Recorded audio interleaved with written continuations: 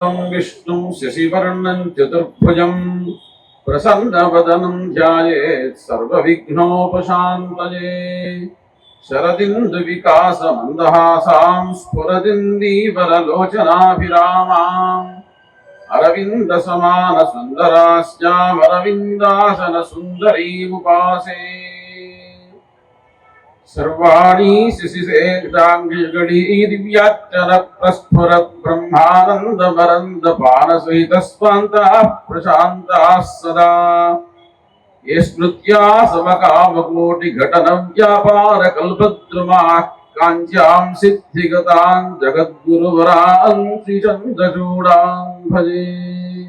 सभाजीर्मा వేదికని అలంకరించిన విద్వాంసులు, మంచి అనుష్ఠాత, భగవత్ స్వరూపాన్ని తెలుసుకున్న పెద్దలకి నమస్కారం చేస్తూ, మొట్టమొదటగా ఈ కార్యక్రమాన్ని వారి యొక్క అనుగ్రహ భాషణంతో ప్రారంభించిన పుష్పగిరి సంస్థాన అధీశులు శ్రీ శ్రీ శ్రీ అభినవోద్దండ విద్యాశంకర భారతీ స్వామి వారికి సాష్టాంగ వందనాలు సమర్పిస్తూ,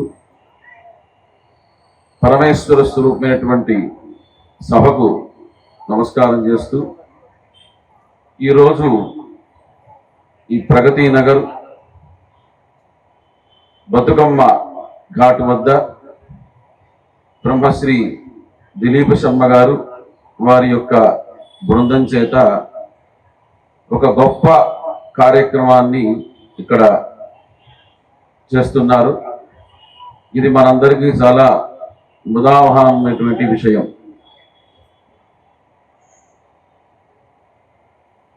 నాకు వారు ఫోన్ చేసి శివానందలహరిలో ఉన్నటువంటి శివతత్వం, శివానందలహరిలో శివతత్వం కాక మరొకటి ఏదన్నా ఉంటుందా అని సహజంగా మనకి ప్రశ్న ఉదయిస్తుంది. కాకపోతే శివానందలహరిలో సమస్త విషయాలు, సమస్త ఉపనిషత్ సారము, అనేక విషయాలని భగవత్పాదుల వారు ఆ శివానందలహరి ద్వారా మనకు అనుగ్రహించారు. అయితే మనం దాంట్లో సమయం కూడా తక్కువ ఉంది కాబట్టి చాలామంది దీపారాధన చేయాలి, ఆ పరమేశ్వరుడు యొక్క అభిషేకం చూడాలనే ఉత్సుకతతో ఉన్నారు ఇక్కడ చాలామంది. చాలా తొందరగా నేను ముగిస్తాను, ఎందుకంటే మా సోదర తుల్యులు నేను చెప్దామనుకున్న విషయాలన్నీ ఆయన చెప్పేశారు. కాబట్టి నాకేం మిగలలేదు. ఏమన్నా అడుగుబడిగా ఉన్నా మిగిలితే 4 చెప్పి నేను కూడా చెప్పాను అని అనిపించుకోవటానికి 4 మాటలు చెప్పి నేను ముగిస్తాను. భగవత్పాదుల వారు మనకి 2 విషయాలని అనుగ్రహించారు ప్రధానంగా. ఒకటి సౌందర్య లహరి, మరొకటి శివానంద లహరి. మనకి జీవనాధారం సౌందర్యలహరి. పుట్టడం ఎలా, పుట్టిన తర్వాత ఎలా పెరగాలి అన్న విషయాలన్నీ కూడాను మనకి సౌందర్యలహరిలో తెలియజేశారు. కానీ ప్రతి వాళ్ళం కూడా ఏదో ఒక రోజున ఒక డెస్టినేషన్, ఒక చివరికి వెళ్ళాలి. వెళ్ళిన తర్వాత ఏమవ్వాలి, ఎక్కడికి వెళ్ళాలి అన్న విషయాన్ని కూడా ఆయన చాలా అత్యంత కరుణతో మనకు అనుగ్రహించారు. ఎందుకంటే గీతాచార్యుడు జాతస్య ధ్రువో మృత్యు ధ్రువం జన్మ మృతస్య అని పుట్టిన ప్రతివాడు పోతాడు. అది ప్రాకృతికమైనటువంటి ధర్మం. ఆ విషయాన్నే కాళిదాస మహాకవి కూడా మరణం ప్రకృతి శరీరీణం వికృతి జీవితం ఉచ్యతే. మరణం అనేటువంటిది ప్రాకృతికం, జీవించడం అనేటువంటిది వైకృతికం అని చెప్పారు. అయితే మనం ఎక్కడికన్నా వెళ్ళాలి, పైకి వెళ్ళాలి, ఆధ్యాత్మికంగా మంచి ఉన్నతి మార్గాన్ని మనం పొందాలి అంటే దాంట్లో కొన్ని రహస్యాలని ఆయన అనుగ్రహించారు. అది జగద్గురువులు దర్శించి మనకి అనుగ్రహించిన విషయాలు నేను ఇప్పుడు మీకు చెప్పబోతున్నాను. ఎందుకంటే ఇందాక ఆయన నమస్కారం చేయాలి అంటే నిర్మోహమాటంగా చేయాలి. మా చిన్నతనంలో మేము వేద పాఠశాలలో అధ్యయనం చేసే సమయంలో ఆ గ్రామంలో ఒక నాస్తికుడు ఉండేవాడు. కానీ ఆయన నాస్తికుడిగా పేరు కానీ ఆయన పరమ ఆస్తికుడు. కాకపోతే ఏంటంటే ఆస్తికుడు అని చెప్పుకుంటే ఆయనకి జీవనం నడవదు. అందుకోసం మా పాఠశాల దగ్గర ఒక ఆంజనేయ స్వామి వారి గుడి ఉండేది. ఆ గుడి దగ్గరికి వచ్చేటికి ఆయన చెప్పు జార విడుచుకోవటమో మీద ఉన్న కండవా కింద పడేయటమో ఏదో చేసేవాడు. చేసి అది సర్దుకుంటున్నట్టుగానే అట్లా అట్లా ఉండి ఆ దేవుడికి దండం పెట్టేవాడు. అంటే నాస్తికుల్లో కూడా పరమ ఆస్తికత్వం అనేది ఉంటుంది. అయితే దీంట్లో మనకి భగవత్పాదుల వారు శివానందలహరిలో ఒక శ్లోకాన్ని అనుగ్రహించారు. సహస్రం వర్తంతే జగతి విబుధాః క్షుద్ర ఫలదా న మన్యే స్వప్నేవా తదనుసరణం తత్కృత ఫలం హరిబ్రహ్మాదీనామపి నికటభాజామ సులభం చిరం యాచే శంభో శివ తవ పదాంభోజ భజనం అని ఒక శ్లోకాన్ని ఇచ్చారు. లోకంలో క్షుద్ర ఫలాలను ఇచ్చేటువంటి గురువులు, మంత్రాలు, యంత్రాలు, తంత్రాలు, ఆ విధమైనటువంటి మార్గాలు చాలా ఉన్నాయి. ఇలా అనగానే సృష్టించడం, అయితే ఇలా ఒక్క హోమం చేయండి మీకు అమాంతం కలిసి వచ్చేసేస్తుంది అని చెప్పేటువంటి వాళ్ళు రకరకాల మనం తెల్లవారులు వేస్తే ప్రసార మాధ్యమాల ద్వారా చూస్తూ ఉన్నాం. కాకపోతే నా అన్యే పొరపాటున కూడా అటువంటి వాళ్ళ గురించి మనం స్మరించకూడదు. తది అనుసరణం తత్కృత ఫలం, అటువంటి వాళ్ళని మనం అనుసరించకూడదు, అటువంటి ఫలం కావాలని కోరుకోకూడదు. మరి ఇవి ఏమీ లేకుండా ఎందుకు మనం చేయాలి? దేవుడికి మనం 10 రూపాయలు పెట్టి కొబ్బరికాయ కొట్టాలంటేనే నాకు ఆరోగ్యం, నాకు ఆయుష్యం, నాకు ధనం అని కోరుకుంటూ ఉంటాం. కానీ ఇక్కడ ఏం చెప్తున్నారంటే హరిబ్రహ్మాదీనామపి నికట భాజామ సులభం. ఎప్పుడు కూడాను బ్రహ్మగారు విష్ణువు ఒక మాట అనుకుంటూ ఉంటారట. బ్రహ్మగారు అనుకుంటారట, నాకు ఈ సృష్టి క్రియని తీసేసి ఒక మూల కూర్చోమంటే హాయిగా పరమేశ్వరుని ధ్యానం చేసుకుంటూ ఉంటానని. మరి విష్ణువు అనుకుంటాట, మాట మాట్లాడితే ఎవరికో వాళ్ళకి వరాలు ఇస్తూ ఉంటాడు, నన్ను వైకుంఠంలో ప్రశాంతంగా కూర్చోనీయకుండా రకరకాల వేషాలన్నీ కూడా ధరించి నేను వాళ్ళని సంహారం చేస్తూ ఉండాలి, నాకు ఈయన ఏ రోజు కూడా నాకు చుట్టి ఇవ్వట్లేదు అని ఆయన బాధపడుతూ ఉంటాడు. ఆయన కనుక పరమేశ్వరుడు వీళ్ళిద్దరికీ ఆ అవకాశాన్ని కలిగిస్తే ఏం చేస్తాడంటే హరిబ్రహ్మాదీనామపి నికట భాజామసులభం చిరంజాచే శంభో శివతప పదాంభోజ భజనం. చక్కగా ఆ పరమేశ్వరుడు యొక్క పాదార విందముల్ని ధ్యానం చేస్తూ ఉంటారు వాళ్ళిద్దరు అవకాశం ఇస్తే. కానీ వాళ్ళకి లేని అవకాశం మానవ జన్మ ఎత్తినటువంటి మనకి ఉన్నది. అది విశేషం. ఎందుకంటే ఈ మధ్య నేను ఎక్కడో ఒక ప్రసార మాధ్యమంలో చూశాను, శివశబ్దం విన్నా, శివలింగం ఉంటే అది శ్మశానము అని చెప్పాడు ఒక మహానుభావుడు. కానీ శ్మశానమే అందరికీ చివరిగా ఉండాల్సింది, వెళ్లాల్సింది ఎవరైనా అక్కడి నుంచే వెళ్ళాలి. కాకపోతే ఆయన కూడా పరమేశ్వరుడు కూడా చాలా దయామయుడు. ఎంతటి దయామయుడు అంటే ఆయన్ని మనసారా ఇందాక ఆయన చెప్పారు, నమస్తే అస్తు భగవన్ విశ్వేశ్వరాయ, సమస్త విశ్వానికి నువ్వు అధిపతివి అని ఆయన్ని స్తుతిస్తే ఆనందపడిపోతాడు. మహాదేవాయ, చాలా గొప్పవాడు అయ్యా, మహాదేవం దేవం మజిదయభావం పశుపతి అని ఆ మహాదేవాని ఒకసారి అడిగితే అంటే ఆయన చాలా సంతోషపడతారు. త్రియంబకాయ, 3వ కన్ను గలవాడు. ఈ సంహార సమయంలో మహాసంహార సమయంలో ఇందాక చెప్పే శరదృతువులో అమ్మవారు ఎందుకు పూజించాలి అంటే పరమేశ్వరుడు ఈ సృష్టిని సంహారం చేయాలి అనుకున్నప్పుడు అమ్మవారు శరద్వా అస్యాంబికా శ్వస ఆవిడ సహకరిస్తుందిట. ఎట్లా సహకరిస్తుంది అంటే దానికి భాష్యం రాస్తూ విద్యారణ్య స్వామి వారు, లోకంలో ప్రతి ఇంట్లో ఆడది తన ఇంట్లో పుట్టింట్లో కార్యక్రమం అంటే భర్త ఇంట్లో ఎన్ని కార్యక్రమాలైనా సరే పక్కన పెట్టేసి వెళ్ళటానికి చాలా ఇష్టపడుతుంది. మనమే కాదండి, పార్వతీ అమ్మవారు కూడా దక్షుడు యజ్ఞం చేస్తుంటే శివుణ్ణి కాదని చెప్పి మరీ వెళ్ళిపోయింది ఆవిడ. కాబట్టి మనం మానవ మాత్రం మనం వెళ్ళటంలో గొప్ప ఏం లేదు. కాబట్టి అలా మహాసంహారం చేస్తున్నటువంటి పరమేశ్వరుడికి ఆ యుద్ధానికి ఆవిడ సహకరించకుండా బిడ్డల్ని చక్కగా కాపాడు మహాప్రభు అని మన తరఫున ఆమెను చెప్పడం కోసం ఆ శరదృతువులో అమ్మని మనం బాగా ఆరాధన చేస్తూ ఉంటాం. తర్వాత ఈశ్వరుణ్ణి జలముల ద్వారా అభిషేకం చేస్తూ ఉంటాం.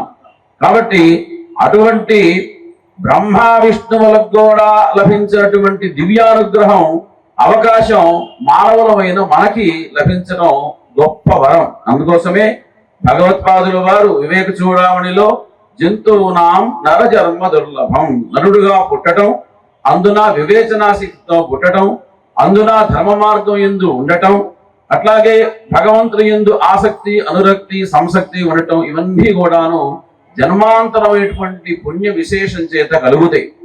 ఎందుకంటే లోకంలో మనం ఒక ఆకారంతో కూడిన పరమాత్మ యందు మనస్సు లగ్నం కావటం ఒక విశేషమైతే, పరమేశ్వరుడు నిరాకారుడు. దాన్నే ఒక చోట ఒక మహానుభావుడు చెప్తాడు, భీతిర్నాస్తి భుజంగ పుంగవ విషాత్. పరమేశ్వరుడు యొక్క తత్వం ఎట్లా ఉంటుంది అని చెప్తూ, భీతిర్నాస్తి, ఆయనకి భయం అనేది లేదు. ఎందుకు భయం లేదంటే మహాసర్ప విషాల్ని గ్రక్కేటువంటి మహాసర్పాలన్నీ కూడా ధరించి ఉన్నాడు. కాబట్టి ఆయనకి వాటి చూస్తే అదిగో పాము అంటే మనందరం భయపడతాం, కానీ ఆయనకి భయం లేదు. భీతిర్నాస్తి భుజంగ పుంగవ విషాత్. పోనీ ఒక దాని యందు భీతి లేదు, మరొక దాని యందు ప్రీతి ఉందా అంటే ప్రీతిరన్న చంద్రామృతాత్. పైన ఆ చంద్రుడిని పెట్టుకొని ఉన్నాడు ఆయన. చంద్రుడు అంటే మనకి చంద్రుడు లేకపోతే మనకి ఏ కూర కూడా అమృతత్వం కలగదు, ఏ పదార్థంలో కూడా. ఇవాళ చక్కగా కాకరకాయ కూర ఇష్టం కబిండా తిన్నాం, మళ్ళీ తెల్లవాళ్ళు వేస్తే ఆ కాకరకాయ మీద మన మనస్సు కలిగింది అంటే ఆ చంద్ర కిరణముల ద్వారా జన్యమైనటువంటి అమృతం ఏదైతే దాని ఎందు ఉందో దానివల్ల మనకి ఆ ప్రీతి కలుగుతుంది. కానీ ఆ పరమేశ్వరుడికి దాని ఎందు కూడా ప్రీతి లేదు. ప్రీతిరన్న చంద్రామృతాత్ నా శౌచంచ కపాల దామలులనాత్. ఆయన ఏమి ధరిస్తాడు అంటే కపాలాలు ధరిస్తాడు. చితాభస్మాలేప, శరీరం అంతా కూడాను శ్మశాన భస్మాన్ని ధరించుకొని ఉంటాడు. చితాభస్మాలేపో గరళ మసనం దిక్పటధర జటాధారి. పైన చూద్దామా అంటే జీవితంలో ఏ ఒక్క రోజు కూడాను బార్బర్ షాప్కి వెళ్ళిన పాపాన పోలా పరమేశ్వరుడు, జడలు కట్టిపోయింది. జటాధారి. పోని కంఠం చూద్దామా అంటే భుజగపతిహారి పశుపతి, మహాసర్పాలన్నీ కూడా ధరించాడు. కపాలీ భూతేశ, ఆయన స్వరూపం అట్లా ఉంది. అటువంటి వాడు ఆయన. ప్రీతిరన్న చంద్రామృతాత్, చంద్రుడు ధరించాను అనేటువంటి, మనం చంద్రుడు చూస్తే ఎంతో ఆనందపడతాం. వాస్తవంగా ఇవాళ లోకంలో జ్యోతిష్ శాస్త్రజ్ఞులు చెప్తారు క్షీణచంద్రుడు, వృద్ధిచంద్రుడు, సమచంద్రుడు అని. కానీ ఇప్పుడు మనకి ఒక విధంగా వృద్ధిచంద్రుడు, పూర్ణచంద్రుడు, శుక్లపక్ష దశమి నుంచి కృష్ణపక్ష పంచమి దాకా పూర్ణచంద్రుడు. కాబట్టి మన దిలీప్ సింహ గారు మంచి సమయాన్ని చూసుకొని ఇక్కడ ఈ వ్యవస్థను ఏర్పరిచారు. కాబట్టి ప్రీతిరన్న చంద్రామృతాత్ నా శౌచంచ కపాల దామలులనా. కపాలాలన్నీ వేసుకొని ఉంటాడు ఆయన, ఆభరణాలు. మళ్ళాగా బంగారాలు అవన్నీ వేసుకోడు, ఆయన కపాలాలే ఆభరణాలు. అవి వేసుకోవటం వల్ల వచ్చేటువంటి ఆశోచం అనేది లేదు. మనం లోకంలో ఎక్కడున్నా లోకం దోవ శవం వెళ్తుంటే చూసి అమ్మ భయపడిపోతాం, మైలపడదాం పడిపోదామని అనుకుంటాం. కానీ ఆయనకి అటువంటి ఆశోచన లేదు. శౌచన్న గంగా జలాత్, ఆయన నెత్తి మీద గంగామ్మవారే సాక్షాత్తు కూర్చొని ఉంది.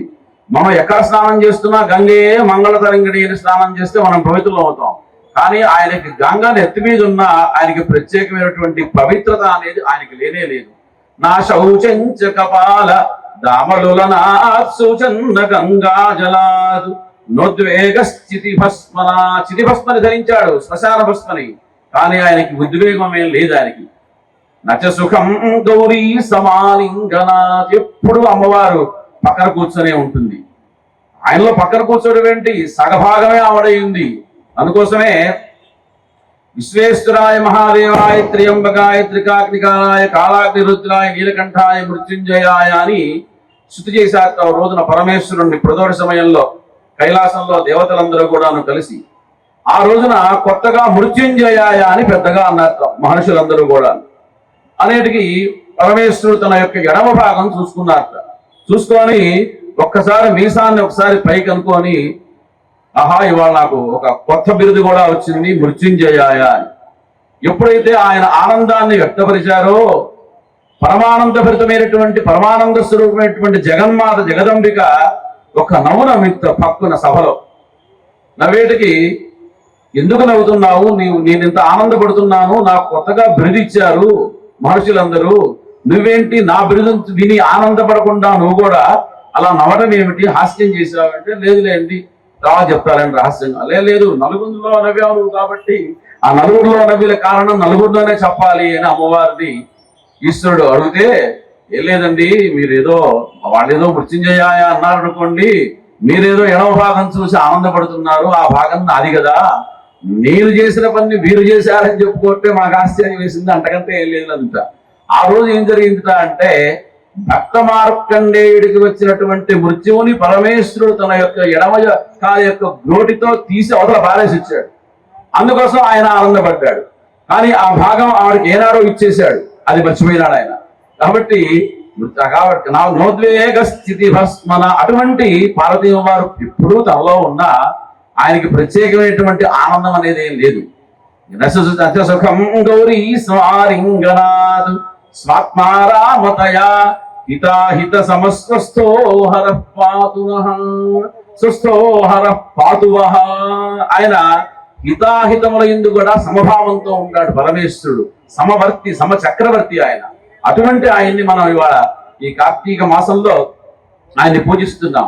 ఎంతటి విశేషం అంటే ఎంత కష్టపడి రుద్రాలు చెప్పి లింగార్చనలు చేసినా మనకి వారి పార్వతి మహావిష్ణువు యందు మహేశ్వరుడు యందు అభేదం కాబట్టి యదత్ఫలం కార్తీక దామోదర ప్రీతి రస్తు అని ఆ దామోదరుడికి ఆయనకి వదిలేస్తాము. ఇప్పటికీ మనకి ప్రాచీన దేవాలయాల్లోకి వెళ్తే శివాలయంలో విష్ణువు క్షేత్రపాలకుడు, విష్ణాలయంలో శివుడు క్షేత్రపాలకుడు. మనకి అభేదం, ఎటువంటి భేదభావము లేదు. అందుకోసమే రామాయణంలో లక్ష్మణస్వామి భరతస్వామి చెప్తారు, నేనే రాజ్యం గనక కోరుకొని ఉంటే శివుడు గొప్ప విష్ణువు గొప్ప అని ఎవడంటాడో వాడికి ఎటువంటి పాపం వస్తుందో అటువంటి పాపం నాకు సంక్రమించుగాక అని చెప్తాడు. కాబట్టి శివకేశవుల్లో ఎప్పుడూ కూడాను అభేదం భేదభావం అనేది లేనే లేదు.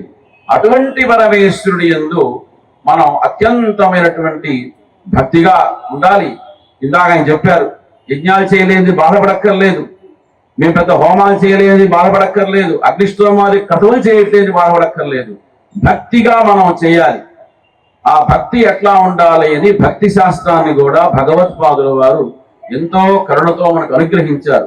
మామూలుగా మనకి నవవిధ భక్తులు ఉన్నాయి.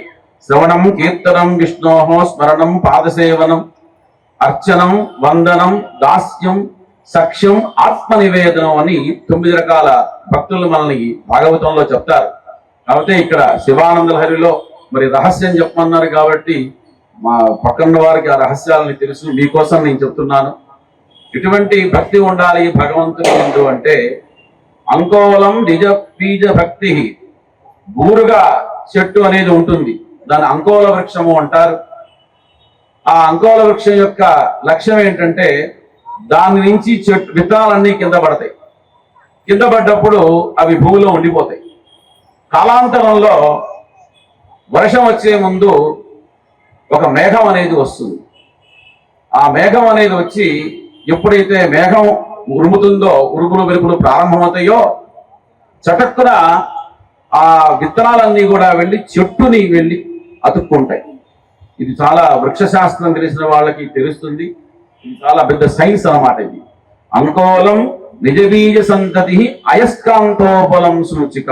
ఎట్లా అయితే ఆ చెట్టు యొక్క విత్తనం దూరంగా ఉన్నప్పటికీ తగు సమయం వచ్చినప్పుడు అమాంతం వెళ్ళి చెట్టుని అతుక్కుంది. ఏమిటి ఆ సమయం అంటే అక్కడ ప్రకృతి మేఘము ఎప్పుడైతే ఉరిమిందో దానికి ఆ గురువు బోధించినట్టుగా ఆ శిష్యుడు అక్కడ విత్తనం, గురువే చెట్టు. అక్కడ మేఘం అనేటువంటి వాడు సాక్షాత్తు వచ్చి చోదం చేశాడు, మంత్రోపదేశం చేశాడు. లే నీ పని అయిపోయింది, లే గురువుని ఆశ్రయించు అని చెప్పాడు. అమాంతం వెళ్ళి గురువుని ఆశ్రయించింది. అంకోలం నిజబీజ సంతతి అయస్కాంతోపలం సూచిక. అట్లా ఉండాలి భక్తి. రెండో భక్తి ఎలా ఉండాలి అని చెప్పారు. ఇంకొక ఉదాహరణ చెప్తున్నారు. లోకంలో అయస్కాంతాన్ని ఉన్నప్పుడు దాని దగ్గర ఇనుము తీసుకెళ్తే దానికి ఎవరూ చెప్పక్కర్లా, అమాంతం వెళ్ళి చటుక్కున అతుక్కుంటుంది. అట్లాగే మనం కూడా భగవంతుణ్ణి అమాంతం అలా అతుక్కోవాలి తప్ప. దీన్నే ఒకసారి రామకృష్ణ పరమహంసుల వారు ఒక ఉపన్యాసంలో జీవాత్మ పరమాత్మను ఆశ్రయించాలి అని చెప్పారు. అక్కడ పాపం అందరూ భక్తులు ఉండరు కదా, శిష్యుల్లో వచ్చినటువంటి ఇక్కడ వాళ్ళందరూ భక్తులు అని చెప్పలేం. సుబ్రహ్మణ్య శాస్త్రి గారు ఎలా చెప్పారు, స్వామివారు ఎలా చెప్పారు, దిలీప సమ్మ గారు బాగా చేశారా చేయలేదా, అది ఎలా చేయగలుగుతాడు, అసలు 100% సక్సెస్ అవుతుందా కదా, ఇందాక చెప్పినట్టుగా ఆయన ఆగిపోతే ఆనందపడేవాళ్ళు రకరకాలుగా ఉంటారు లోకంలో, లోకో భిన్న రుచి. కాబట్టి ఒక భక్తుడు ప్రశ్న వేసేస్తారు రామకృష్ణ పరమహంసని, స్వామి మీరు జీవాత్మ పరమాత్మ అంటున్నారు, ప్రతి జీవుడు వెళ్ళి పరమాత్మని అతుక్కుంటాడా, పరమాత్మ దర్శనమైనా అతుక్కోలేడు కదా అన్నాడు. అంటే ఆయన చెప్పాట, మీరు అయస్కాంతం అతుక్కున్నట్టుగానే మీరు ఉపమానం చెప్పారు, కానీ అయస్కాంతానికి బురద ఉంటే ఇనుము పెట్టినా అతుక్కోదు. మనకి కామ క్రోధ లోభ మోహ మద మాత్సర్యములు అనే ఈ బురద మన శరీరంలో మన ఆ చుట్టూతా ఉన్నంత కాలం పరమాత్మ సాక్షాత్తు కైలాసం నుంచి వచ్చినా ఆయన్ని మనం పట్టుకోలేం, ఆయన పరమేశ్వరుడు అని భావించలేం, దర్శించలేం, చెప్పినా అర్థం కాదు. దానికే ఒక చోట చెప్తారు ఆత్మ సంహిత అనే ఒక గ్రంథంలో, తుమ్మే హమ్మే కుతస్తదపి కుత ఇదం వేదమూల ప్రమాణాతు. ఈ ద్వాపరయుగం అంతా అయిపోయిందిట, కలియుగం ఆసన్నమైంది, ఎక్కడా భక్తులు కనిపించట్లా పరమాత్మకి. అరే ఒక్కళ్ళు కూడా నా గురించి స్మరించేవాళ్ళు లేడు, మరి ఎట్లా ఇది అని ఆయన పెద్ద భూతద్దం వేసుకొని చూశాట. ఎక్కడో ఒక మారుమూల గ్రామంలో ఒక బ్రాహ్మణుడు ఏం చేస్తున్నట్టంటే, రోజు తరతరాలుగా వస్తున్న ఇంట్లో దేవుడు ఉంటే ఆ దేవుడి మీద నీళ్లు పోసి ఒక తులసీ దళం పెట్టి ఆయన తినే అన్నమే దేవుడు నైవేద్యం పెట్టి తినేస్తున్నట్టు. ఆయనకేం మంత్రాలు రావు, భక్తి లేదు, పరంపరగా వస్తున్న ఆచారం పోగొట్టడం ఎందుకులే అని సెంటిమెంట్తో చేస్తున్నాడు. ఉన్న వాళ్ళలో ఈయనే యోగ్యుడు అనుకున్నాడు. ఆయన దగ్గరకు వచ్చాడు. ఎట్లా వచ్చాడు? శంఖచక్ర గదాధారి ఇచ్చాడు. వేల దివ్య సంవత్సరాలు తపస్సు చేసిన దర్శనమైనటువంటి వాడు పరమాత్మ మన కోసం భూమి మీదకి వచ్చాట. వచ్చి ఈ భక్తుని అడిగాట, నాయన చాలా మంచి పని చేస్తున్నావు అన్నట్ట. మంచి లేదు చెల్లేదండి, మా పూర్వీకులు చేశారు చేస్తున్నాను అన్నట్ట. సరే నీతో నాకు ఒక పని కావాలి అన్నట్టు. ఏమిటన్నట్టు? నా గురించి చెప్పాలన్నట్టు. సరే నీ గురించి చెప్పడం బాగానే ఉంది, నువ్వు ఎవరన్నట్ట. నేను మహావిష్ణువుని, కేరా వైకుంఠం సో అని చెప్పాట. చెప్తే చాలా బాగుంది, ఈ శంఖం చక్రం ఎక్కడి నుంచి పట్టుకొచ్చావు అన్నాడు. అదేంటయ్యా నాదే ఇది, పైనుంచి పట్టుకొచ్చాను అన్నాడు. లేదు మా ఊళ్ళో 50 రూపాయలు ఇస్తే అద్దెకిస్తారు ఇవన్నీ, ఇట్లాంటివన్నీ చూసాం అన్నాడు. కాదురా నాయన, నిజంగా నాది వైకుంఠం, నా భార్య పేరు మహాలక్ష్మి, ఇవన్నీ చెప్పాడు. సరే బాగుందయ్యా, నువ్వేం చేసుకుంటావు అన్నాడు. నేనే సృష్టి చేస్తా, నేనే పాలిస్తా, నేనే సంహరిస్తాను అని చెప్పాడు.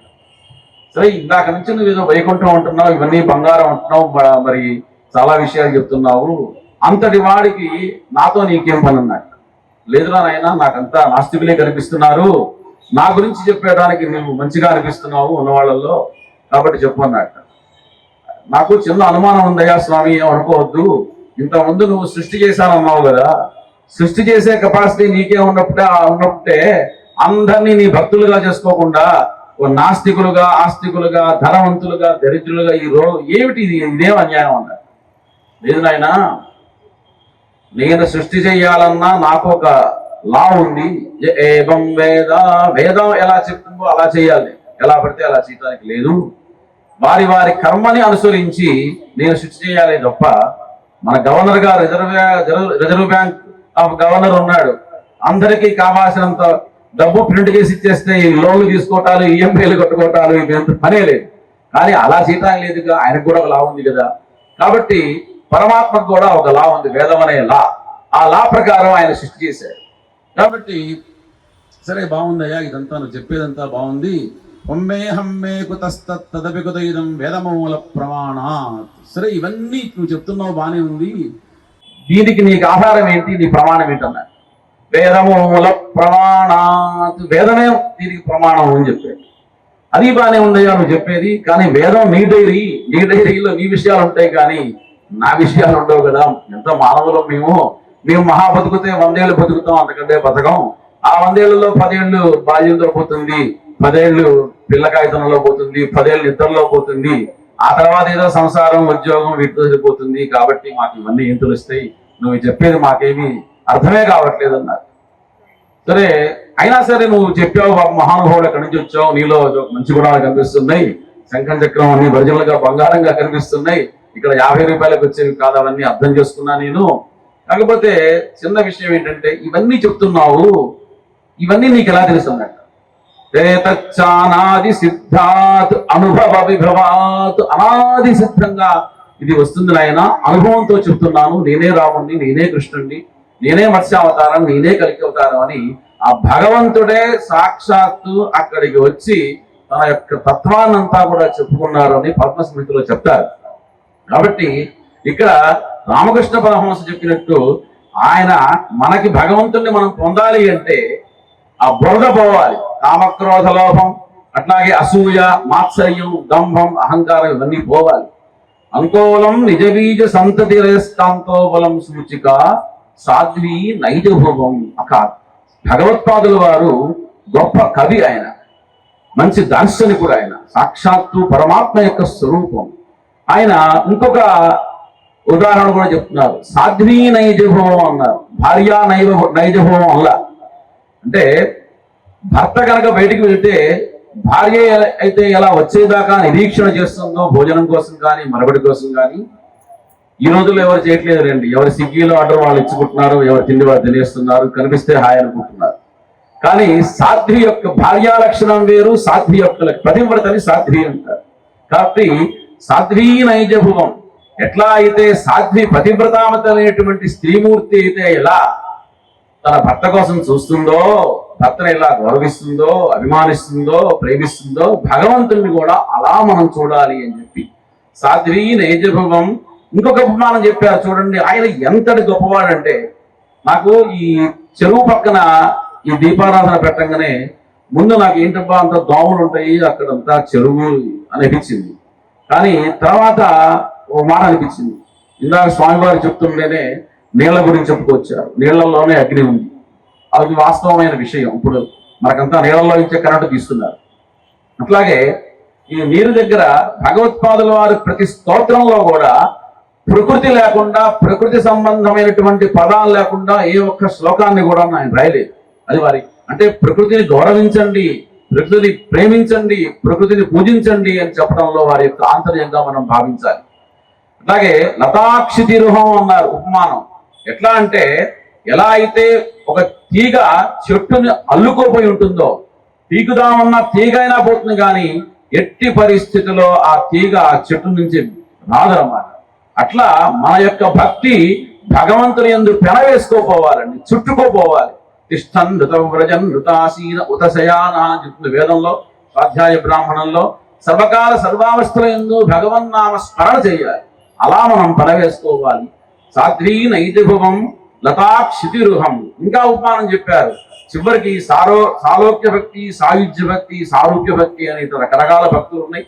అట్లాగే సింధుశ్చరిద్ వల్లభం, లోకంలో ఎన్ని రకాలైనటువంటి నదులు ఉన్నప్పటికీ ఆ నదులకి గతి ఏమిటయ్యా అంటే నదీ నాం సాగరో గతి. చివరికి వెళ్ళి అవి సముద్రంలోనే కావాలి, అంతకంటే మార్గం ఏం లేదు. కాబట్టి ఎట్లా అయితే నదులు వెళ్ళి ఆ సముద్రంలో కలుస్తాయో మనం కూడా భగవంతుల్లో మనం కలిసిపోవాలి అని సాధ్వీ నైజభవం లతాక్షితిరుహం సింధుస్తరిద్వల్లభం ప్రాప్నోతీతి యథా తథా పశుపతే అని చెప్తారు. కాబట్టి అటువంటి పరిపూర్ణమైనటువంటి భక్తిని మనం పొందాలి అంటే ఇటువంటి క్రతువులు మనం చెయ్యాలి. ఇది చేయకుండా ఊరినే నీ కళ్ళు మూసుకొని భక్తి రావాలి అంటే రాదు. మనం కొంత సాధన చేస్తే భగవంతుడి యందు భక్తి కలుగుతుంది. ఇటువంటి కార్తీక మాసం మహత్తరమైనటువంటి దివ్యమైనటువంటి భవ్యమైనటువంటి ఈ మాసంలో మరి దీపం యాదేవి సర్వభూతేషు కాంతి రూపేణ సంస్థిత. ప్రతి మనిషి కాంతి కావాలనుకుంటాడు, బాహిర కాంతి కావాలి, ఆంతరకాంతి కావాలి. మనం ఈ బహిర్కాంతిని ఉపాసన చేస్తేనే ఆ ఆంతరకాంతి అనేది మనం ఉపాసన చేయగలుగుతాం, తెలుసుకోగలుగుతాం. మరి ఇటువంటి దీపోత్సవం, ఎందుకంటే కలవు సంఘ బలం కలియుల్లో సమిష్టిగా చేస్తే ఒక చైతన్య స్వరూపం ఇక్కడ ఆవరిస్తుంది. దాని ద్వారా మనందరికీ, ఎందుకంటే మనం ఏదో దీపం పెట్టుకుంటే దీపారాధన చేసిన వాళ్ళకి ఒక్కరికే కాంతి వెళ్ళదు, అదంతా కూడా దానికి ఎంత శక్తి ఉందో అంతా ఆవరిస్తుంది. అట్లాగే ఈ దీపం యొక్క కాంతి ఎలా అయితే ప్రసరణ జరుగుతుందో సమస్త జీవులకి, కేవలం మనుషులకే కాదు క్రిమి కీటకాదులకు కూడా ఈ యొక్క కాంతి వాటికి ఉత్తమైనటువంటి లోకాలని కార్తీక మాసంలో దీపం పెట్టేటప్పుడు మనకే కాదు సమస్త జీవులకి కూడా, సమస్త ప్రాణులకి కూడా ఉత్తమమైనటువంటి లోకాలు కలిగించాలి శాస్త్రంలో చెప్తారు. ఆ ప్రార్థన చేయమని. కాబట్టి అటువంటి దీపోత్సవాన్ని ఇక్కడ బ్రహ్మశ్రీ దిలీపసమ్మ గారు, శుభంకరి పీఠం వారి యొక్క అనుయాయులు, ఆ పీఠం యొక్క భక్త బృందము, అనేక మంది ఆస్తిక మహాశయులు కలిసి ఈ కార్యక్రమాన్ని నిర్వర్తించారు. ఆ పరమేశ్వరుడు పరిపూర్ణమైనటువంటి ఆయురారోగ్య భోగభాగ్యాలు కలగజేయాలి అని సమయాభావం చేత నేను ఈ కార్యక్రమాన్ని ఇందుతో ముగిస్తూ నమః పార్వతీపతయే హర హర మహాదేవా.